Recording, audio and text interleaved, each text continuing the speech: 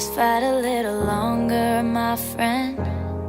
It's all worth it in the end. But when you got nobody to turn to, just hold on and I'll find you. I'll find you. I'll find you. Just hold on and I'll find you. I'm hanging on by a thread, and all I'm clinging to is prayers. And every breath is like a battle. I feel like I ain't come prepared. And death's knocking on the front door. Pain's creeping through the back. Fears crawling through the windows, waiting for them to attack. They say don't get bitter, get better. I'm working on switching them letters. But tell God I'ma need a whole lot of hope keeping it together. I'm smiling in everyone's face. I'm crying whenever they leave the room. They don't know the battle I face. They don't understand what I'm going. Well, it's me, Low Batter from Women Locked Up Before and After. And today, I'm sorry, I wanted to apologize also to everybody that I have not made a regular video for a while. And I wanted to apologize for that. A lot of things have been going on, like I told y'all before. And yes, my sister is still in the hospital. And so all that's still going on. I still have my 3 nephews, or we still been keeping them and everything, but everything's getting a little bit better though. So anyway, the topic for today is going to be 9 things you can do to improve your loved one's stay in prison. And this is going to come in really good. This is going to come in handy really good because there are a lot of people out there that are not facing time themselves, that have loved ones that are actually in prison or jail. So this is going to help. Okay, so like I said, this is 9 things you can do to improve your loved one's stay in prison. Okay, first of all, sitting in jail, waiting trial, or the resolution of a case be one of the most difficult things a defendant in a criminal case can go through. It can really wear a person's resolve, even if they feel they're innocent or whatever. In cases where a plea agreement has been reached, that worry sentencing can nearly drive a person crazy. Well, family members on the outside often have difficulty knowing what to do to help their loved ones who are in jail or prison, whatever. Here are some of the ways you might be able to make their time a little bit more bearable. Well, number 1, write them letters. I'm telling you right now, letters are so important because I'm just going to say one thing about that part before I say this other part. Whenever I got a letter, I felt like I just got something. I feel like it was better than a phone call almost. Even though a phone call you get to hear the voice and everything. But I felt like I just won a Nobel Prize or something. When you hear your name called out for mail, it's like the most awesome thing in the world. If you've ever been in prison or jail and you got mail, you know what I'm talking about. You know what I'm talking about. Anyway, write them letters. In the days of text messaging, emails, and social media, nobody writes old-fashioned letters anymore. In fact, I'm pretty sure there are going to be kids that don't even know what that means. But when you're incarcerated, getting a pen and paper letter means more than most of them can say. Inmates experience a huge rush of emotions when they see that someone took the time to sit down and write some words of encouragement. And it's something that they can hang on throughout their incarceration. I mean, literally, they can just keep looking at it and using it. I mean, like, I had a paper one time that I got from my dad, and he didn't write it, he typed it, because my dad, he likes to type, but it was from him, and I knew it was from his heart, and it was really, really heartfelt, and it got me through a lot. I had it in my Bible. I kept it with me at all times, literally. And of course, the pictures of my daughter, I had two of them I kept in my Bible. And that's just something that's really, really encouraging, is the letter that you get from prison. But anyway, yeah, that's something it's something to think about. Anyway, remember, you should never talk about your case in your letters to your loved one. In fact, you should assume that all the letters that you send are likely to be read by the jail staff and copied to the prosecutor. Even if what you write speaks to their innocence, it can still end up being misconstructed and used to determine the outcome of the defendant, or whatever you want to call it. Okay, number 2, send them books. Books. If you don't want to send them books, like far as like Stephen King books, whatever you want to call it, that's just an example. Magazines. I always wanted the newspaper from my hometown here. I never got to get that. I never got books sent to me and all that, but I'm giving this information out because this is what I believe that would make somebody's stay home so much more better. I mean, this information is going to help out a lot, so much, if you have somebody locked up or it's going to be locked up, and this will help them. I'm telling you. But yeah, it can be magazines, newspapers. Newspapers are really, really good because a lot of people want to know what's going on in their hometown, and even if they don't want to know, a lot of people like to show other people, like, hey, this is what's in my hometown. Hey, this is this. There's a lot of things. I know this person right here. And they still want to know all the news that's going on in their hometown. But let's see. Excuse me. Well, most jails permit you to send new books directly to the jail from the publisher or from online users such as Amazon. There's typically a limit on the number of books that are permitted at one time, so contact the jail about their specific policy before sending any books or anything like that. Okay, number 3, put money on their commissary account. If you're able, like, as far as like, if you're financially able to do that, and even if you're not, every little penny counts. $5, $10. Hey, $5 can get you some hygiene. Hygiene is the most important thing when you're locked up, because all you get is that ooh wee. And if anybody been in prison before, with that state soap, most people with the state soap, they use it to wash their clothes with, not their body, because it's the worst thing you can get. State soap is terrible. Anyway, let's see, I'm trying to think. Oh yeah, so put money on their commissary account.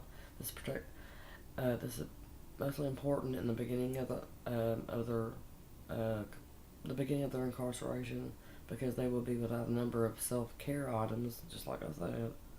They have the ability to order personal care items such as deodorant, shampoo, toothpaste. They will also most likely be able to want to purchase a phone card to communicate with loved ones on the outside.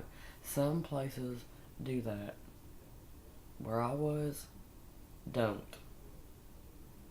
Because Mississippi is the poorest state in the United States, like I always say. The state here sucks. And I will move one day because I'm not on papers anymore and I can go out of state, so. And that's what one of these days, wish I would be able to do, because Mississippi just, I don't know. Sorry to anybody out there that likes Mississippi, but the town that I'm living in obviously bad. I'm assuming is what's making it bad. But anyway,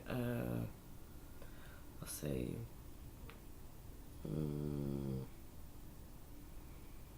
Oh yeah, about the phone card. Yeah, that's definitely important about the phone card, because if you don't want to, there's a lot of older people out there, like especially elderly, that are sending their grandchildren or whatever in prison, or younger people in prison. You know, they're don't know how to set up that thing on the phone. If you just send the money on their account, they can do it on their own by the card. But like I said, you have to find out. You have to call the prison and find out about that, because I don't know about all these places. You have to find that on your own on that part. But food will be another important item to get through the stint in jail.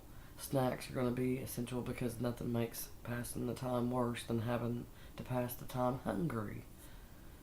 And that's very much a thing in prison or jail. You're going to stay hungry if you don't have money to put, if you don't have any money to order things, put in your tummy, belly, whatever, stomach. Dinner time in jail is usually held around 4:30 p.m. That's dinner time. That's alright if you went to jail straight from a nursing home. But most human beings are used to eating dinner much later. The wait for the next meal is at 6 a.m. Okay, that's at some places, 6 a.m. It'd be brutal if they don't have anything to munch on in between. But that's another thing. When my, I guess you want, not co-workers, but a friend of mine on here, on the Beyond Locked Up, or he was saying something about that also. I think he mentioned something out in one of his videos. Might be not one of his newer ones, but one of his videos he mentioned something about that. But yeah, the time between the time between when you eat supper, which is usually at 4:30, 5 o'clock in the afternoon, and you don't eat breakfast. Well, we didn't eat breakfast till like 5 o'clock in the morning. Well, take that back. It depends on who's working, like they say in jail. Depends on what officer's on duty or who's working. Yeah. Let's see what else. Oh yeah, what I was trying to say.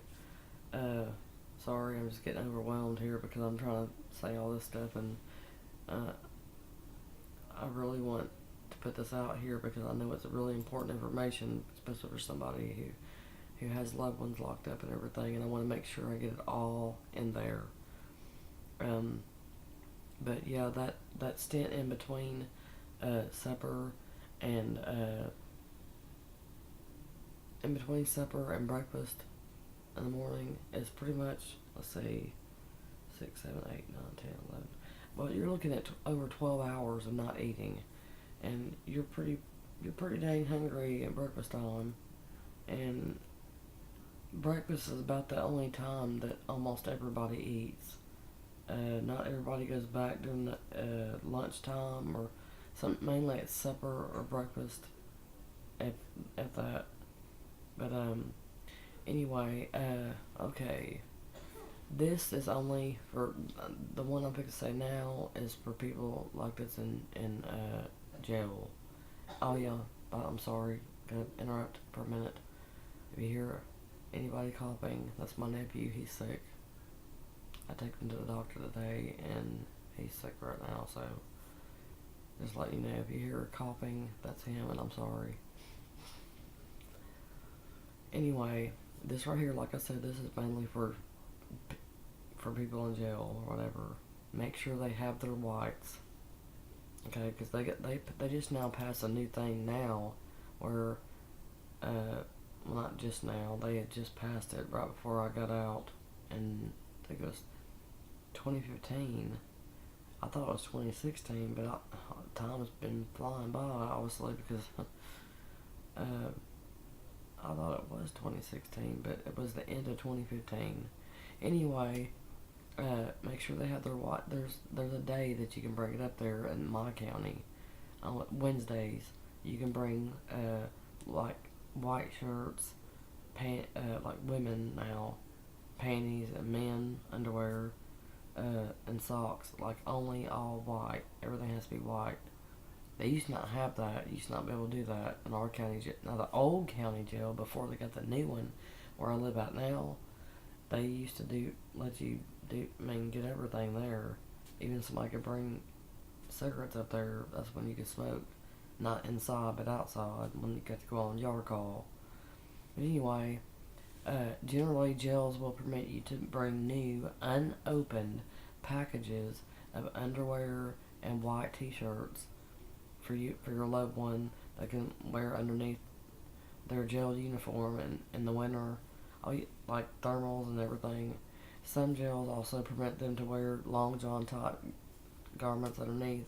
These items really help your loved one feel like they're not completely gross. The jail will make them go commando if they don't have enough underwear.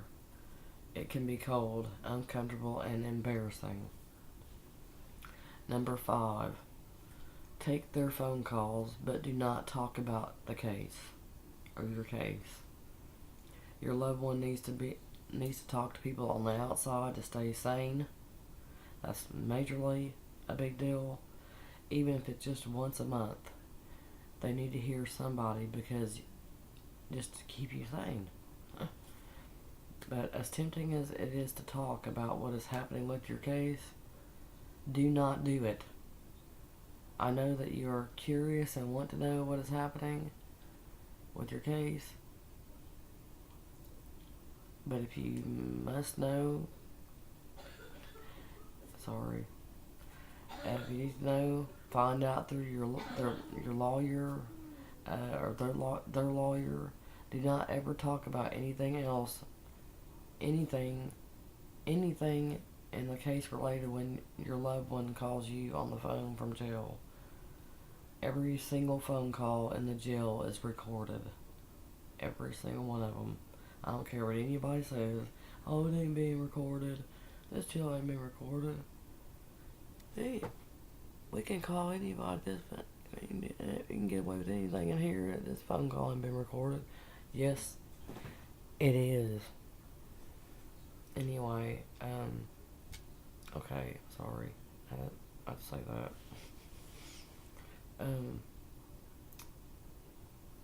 How do I know that they are listening? Because nothing ruins my day more than when I have a client who hasn't confessed is going to trial because they are innocent, and suddenly I get a tape delivered to my office with a nasty "I told you so" note from the prosecutor letting me know that my client made incriminating statements on the call to his mama. It happens.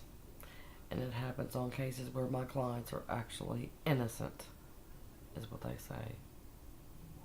That's why I said, do not talk about your case on the phone, because that's what your lawyer is going to say. Okay, anyway, when you talk about the case, anything you say can and will be taken out of context, twist it up, and spit back out for the prosecutor's use. It also ruins my day. This is what your lawyer is going to say. It also ruins my day when family members get my client talking about our secret case strategy over the phone and tip the prosecutor off to my winning argument. I'm sorry. I'm sorry. Anyway, criminal cases are always uphill battles. We need all the advantages we can get. So don't go blowing your loved one's case by talking about it with them on the jail phone. Please don't do it. Just zip it. Number 6. Visit as frequently as possible.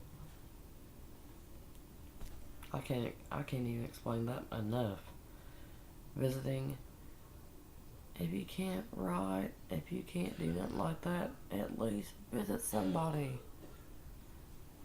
Everybody wants a visitor, okay? Everybody does. They don't care who it is. Most jails only allow for about 1 visit per week. Yes. Duh. Okay? Though some permit more frequent visits. That's mainly for prisoners on the state side and stuff like that. That's for prisoners. Though some permit frequent visits. Check with the jail about their visitation policy. Most require you to schedule appointments.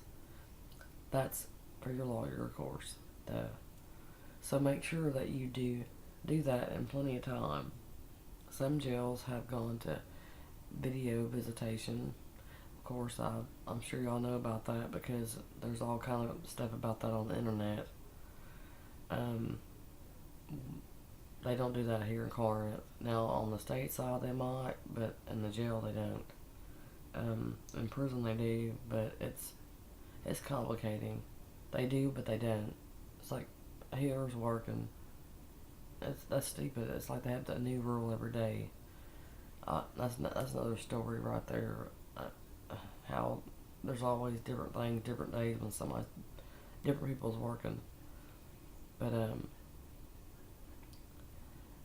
so make sure that you do that in plenty of time. Some jails have gone to video visitation, which just kind of sucks. It essentially allows you to show up to the jail and Skype with your loved one, as if talking through glass wasn't bad enough, but something is better than nothing. Number 7, stay in contact with their lawyer. Make sure that their lawyer is seeing them with enough frequency. Our office's policy is that we see incarcerated clients once per week. That's what they're going to tell you. Okay? They're going to tell you that. I know looks like I'm not looking at the camera, but that's pretty much, I'm trying to figure out how to get it to make it look like I'm looking at the camera. Anyway, even if there's nothing new going on in the case during the past 7 days, it makes them feel significantly better to know that they are up to date on the case, even if that means telling them that nothing is currently happening. Number 8, cut them some slack. It's easy to get into a bad mindset in the jail. We all know that.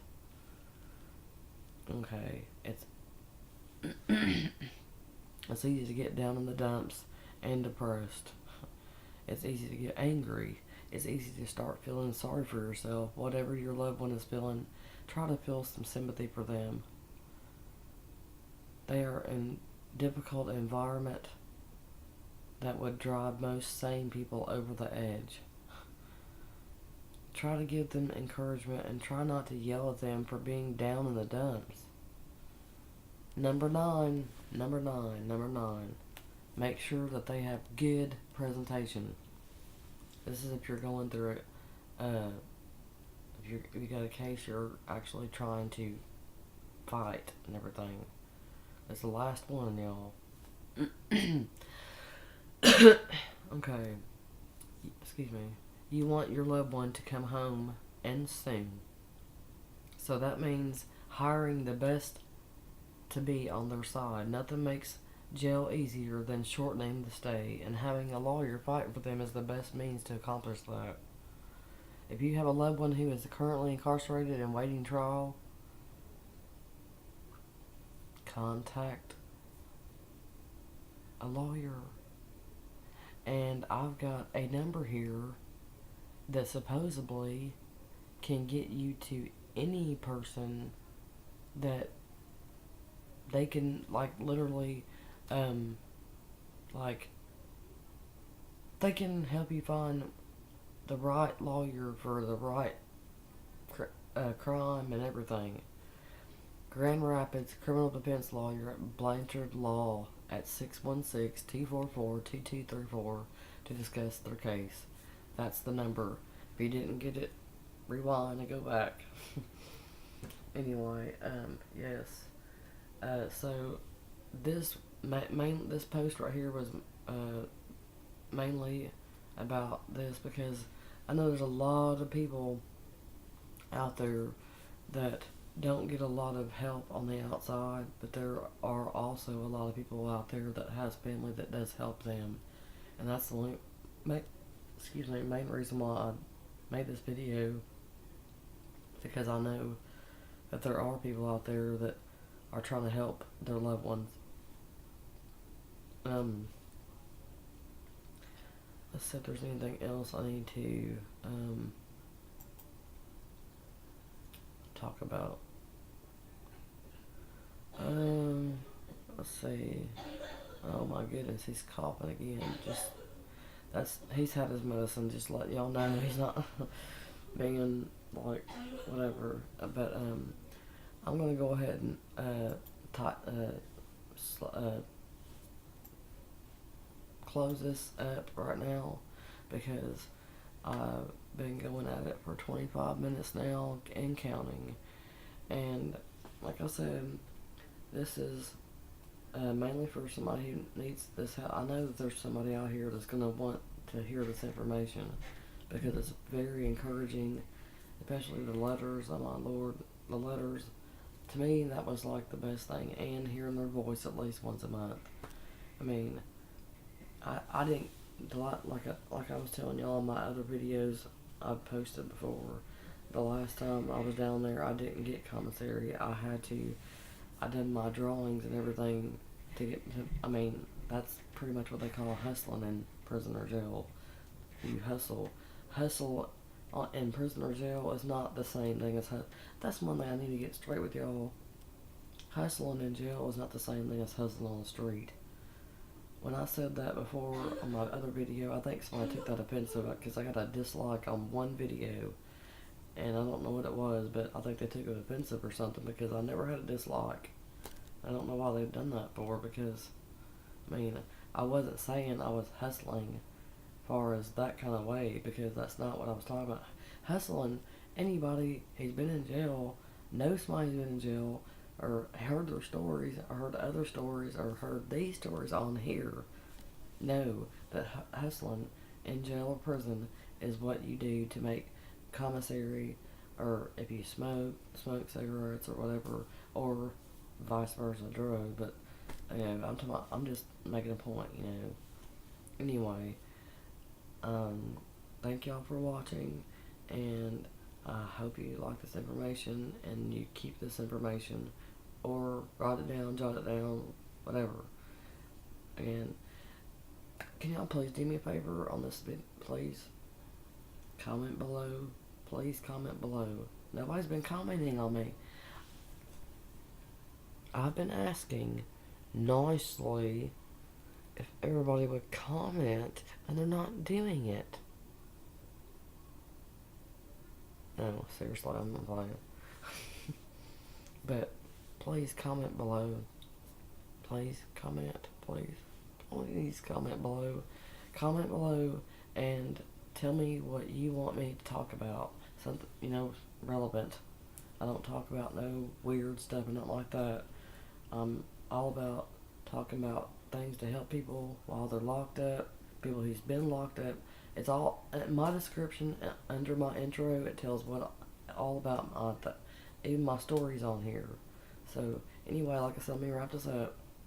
Thank you for watching. Please like, share, and subscribe. And I hope y'all like this video.